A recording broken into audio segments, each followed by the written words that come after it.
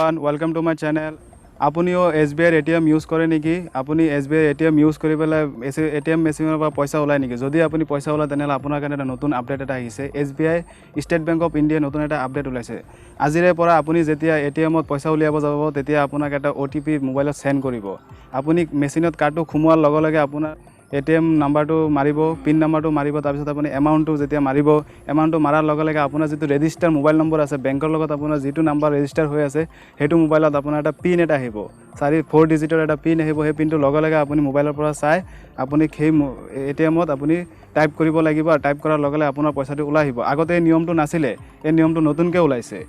এই নিয়মটো খালি আপোনাৰ এটা লিমিট আছে। আপুনি যেতিয়া 1000 বা 2000 বা 5000 পইচা যেতিয়া ওলাব তেতিয়া আপোনাক এই পিনটো পঠিওৱা নহ'ব। যেতিয়া আপুনি 10,000 বা 10,000 ওপৰত উইথড্ৰ কৰিব বিচাৰিব তেতিয়া আপোনাক এই OTP চিষ্টেমটো পঠাব।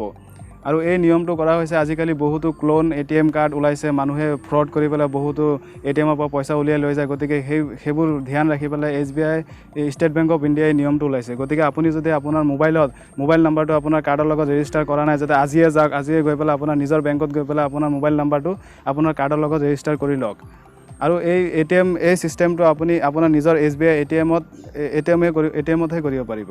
যদি আপুনি আপোনাৰ নিজৰ ATM কাৰ্ডটো লৈ পেলাই বেলেগ এটা বেংকৰ ATMত গৈ পেলাই উইথড্ৰ কৰিব বিচাৰে তেনেহ'লে আপুনি এই OTP চিষ্টেমটো আপুনি নাপায়। আপুনি আপোনাৰ নিজৰ ATM কাৰ্ডটো আপোনাৰ নিজৰ SBI বেংকত গৈ পেলাই ওলালে এই নিয়মটো পাব। কৰিছোঁ এই ভিডিঅ'টো আপোনাক ভাল লাগিছে। যদি ভিডিঅ'টো ভাল লাগিছে তেনেহ'লে মোক কমেণ্ট কৰি জনাব। আৰু যদি ATM পিন জেনেৰেট কেনেকৈ কৰিবলৈ সেইটো বিষয়ে জানিব খুজিলে মোক কমেণ্ট বক্সত জনাব।